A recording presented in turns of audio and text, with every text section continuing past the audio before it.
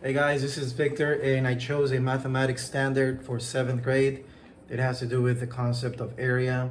It says find the area of right triangles, other triangles, special quadrilaterals, and polygons by composing into rectangles or decomposing into triangles and other shapes.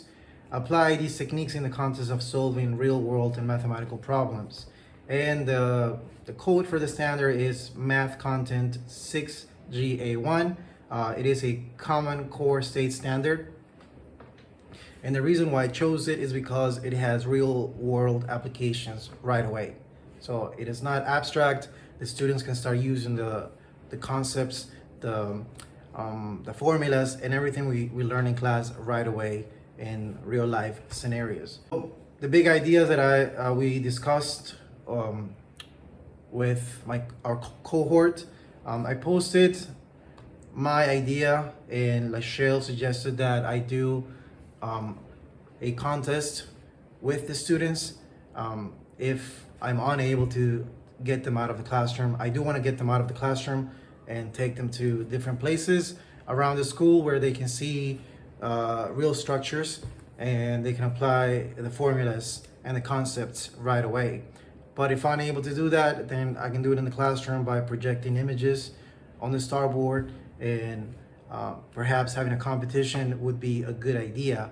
I can have teams and they can compete against each other, finding the areas, identifying the structures, composing and decomposing the structures, and many other different questions that I can post for them so we can develop and unpack the standard. What skills do they need to learn?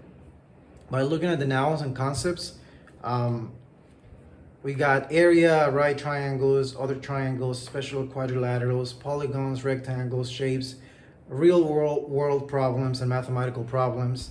So these are concepts slash nouns, and I gotta make sure that they are exposed to these and that they have a pretty good understanding of all of these.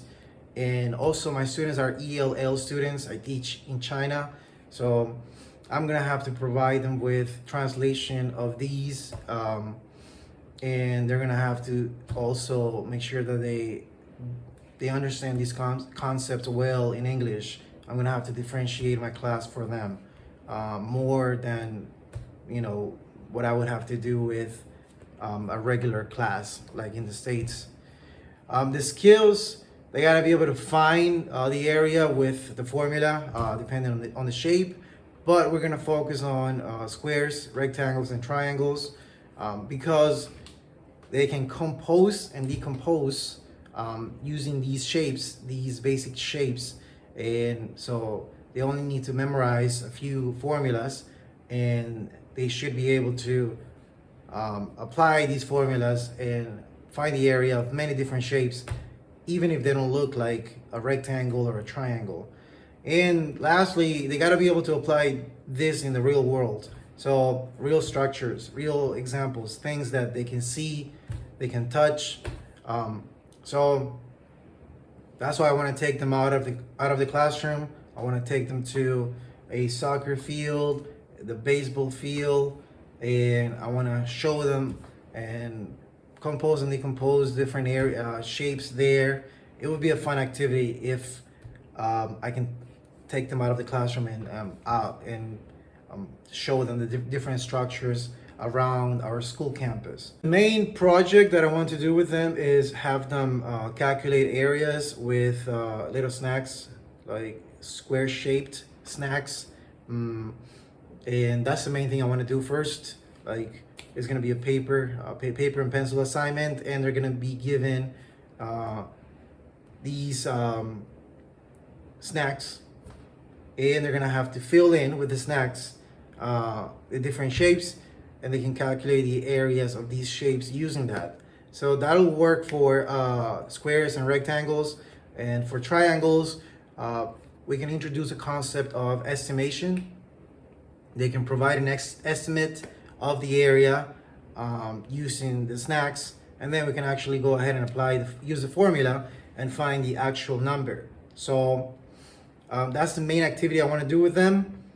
And in addition to the ones suggested by Lachelle, which is having them working in teams and competing against each other, and solving areas, guessing and identifying different shapes, composed and decomposed shapes in the classroom if I'm unable to take them out to a soccer field or baseball field, or maybe even a tall building so we can climb up and calculate the height and perhaps a base, a distance from the building. So those are the main two projects that I want to do with them. I want to get them out of the classroom.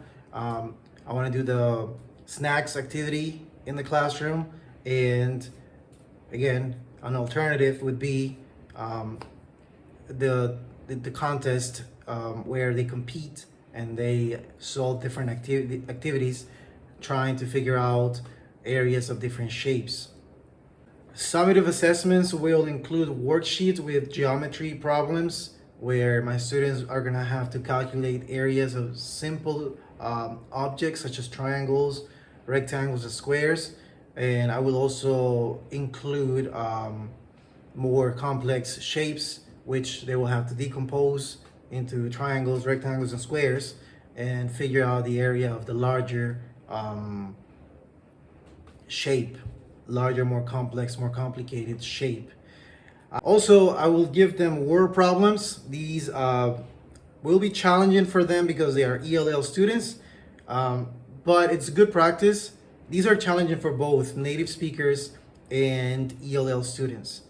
But what I will do is during the assessments, I will give them not the snacks because I don't want distractions in the classroom, but I will provide them with manipulatives such as the Lego blocks, so they can utilize those to calculate the different areas of the shapes. Also, I want to give them assignments on Khan Academy. I really like Khan Academy, and the great thing about Khan Academy is that it has a lot of quizzes, a lot of videos that they can watch, a lot of different assessments, both tests, large assessments, and quick, short quizzes. So, and these have images and little videos that are part of the problems and the questions. So, yeah, that's the way I'm gonna assess my students.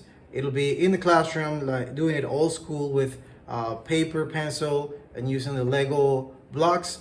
They're gonna have to find the area of different structures, different shapes, and they will have word problems. And then they will be given also assessments on Khan Academy. So I'm going to use these two ways to assess the progress of my students during the completion of this lesson and while we unpack this standard. So that's it. Thank you for watching, and bye-bye.